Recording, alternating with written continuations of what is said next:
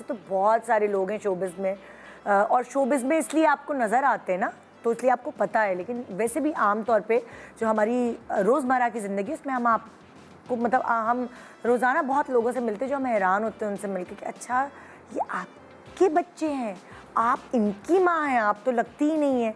तो बहुत सारी ख़वातीन ऐसी हैं जो अपनी फैमिली, अपने घर, अपने बच्चों के साथ अपना ख्याल भी रखती हैं, और उनको ये लगता है, जैसे हमेशा जहाज़ में आपको बताया जाता है कि ऑक्सीजन का जो मास्क है पहले ख़ुद पहनो फिर दूसरों को पहनाओ, तो उनको ये बात पता है कि जब तक मैं फ़िट हूँ, मैं अच्छी दिख रही हूँ, तो वो कॉन्फिडेंस मेरे घर को लेके चलेगा।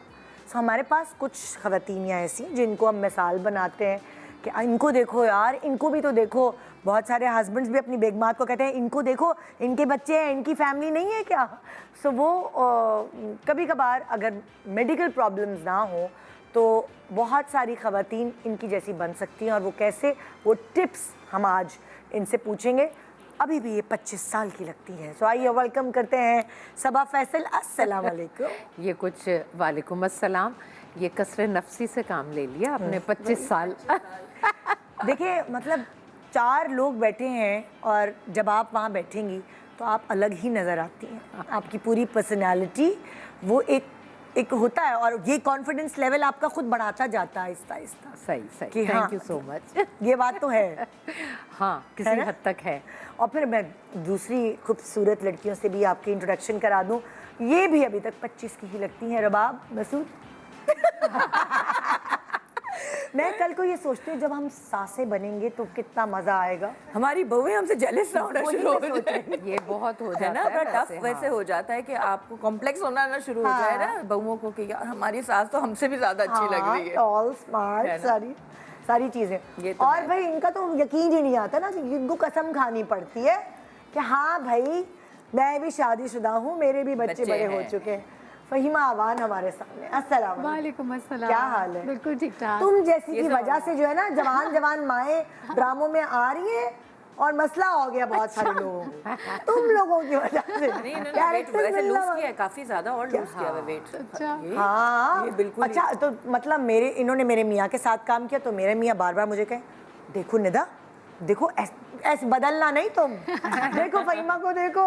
मैंने कहा हाँ बिल्कुल। अच्छा, जी यासिर भाई ऐसे बोलते थे? और क्या, वो बार बार कहते थे, अमेज होते थे सब तुम्हें देखकर कि माशाल्लाह माशाल्लाह वेल मेंटेन। नहीं, आई एम ब्लेस्ड। और थोड़ा सा करना भी होता है, ऐसा नहीं है कि आप नेचुरली ऐसे हैं, थोड़ी सी ना आपको मेहनत करनी होती है। जीन्स में तो होता है, लेकिन एक सर्टन एज के बाद फिर आपको बहुत केयर पुश करना होता है। मैं तो हाँ, मैं तो कभी नहीं सोचती थी मैं मोटी हो जाऊंगी, मैं सब खाती थी और खूब एंजॉय करती थी, लेकिन एक एज आती है उसके बाद आपको बहुत केयरफुल और एकदम से लगता है, आपको नहीं लग रहा होता कि आपने मोटा होना है ना, आप तो ऐसे होते हैं कि हम तो ऐसे ही रहेंगे, एकदम से आपको लगता है और आप कहते हैं ये क्या हो गया।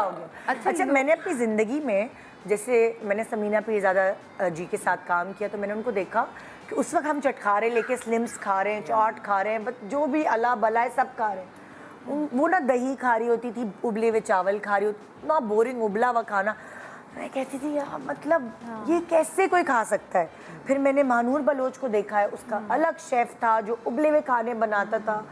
सो अगर ये कुछ है ना, इसके पीछे बहुत मेहनत है। ज़बान का चटखारा हम तो जीते ही खाने के लिए हैं, लेकिन उन्होंने सब कुछ छोड़ा हुआ था और आप उनको देखें आज भी फिट माशाल्लाह मिसाल। अच्छा, ये ज़रूरी नहीं कि आप अपनी स्मार्टनेस के लिए, फिटनेस बहुत ज़रूरी है। इस एज में आप एक्सरसाइज करें, आप खाने का ख्याल करें, तो ये शुगर और ब्लड प्रेशर जैसी बीमारियां जो कि हमारे मुल्क में अब आम है।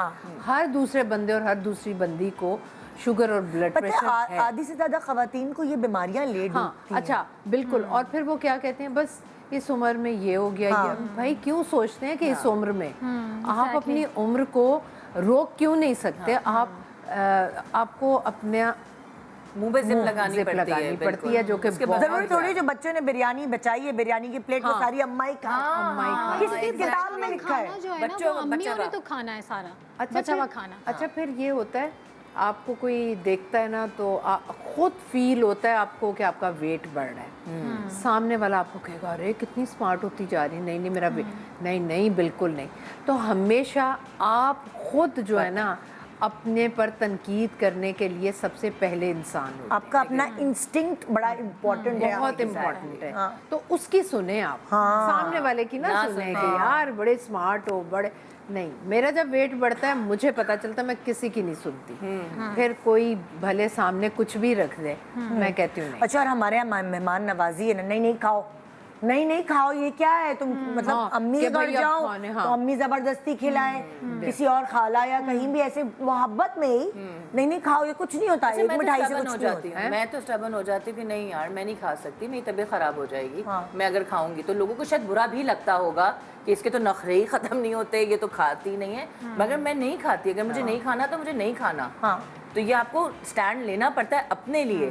कोई आप कहते हैं ना बच्चों को आजकल सिखाएं, आप जो आपकी बेटियां हैं उनको सिखाएं नो कहना, कि कब नो कहना है, हर वक्त Exactly. यस यस हाँ, नहीं हमें नहीं कहना। सिखाया ना कि नो कैसे बोलते हैं, नो तो कहना ही नहीं है ना। हमें क्या सिखाया है? हमारे माओ ने कहा है कि ना नो नहीं ना, ना, कहना बेटा, नो तो कहना ही जिंदगी नहीं में है। कामयाब होना है, सुखी रहना है, हमारी नाक रहे तो नो नहीं कहना। अब जमाना बदल गया है। ज़माना बदल गया है। कि नहीं नो कहना सीख।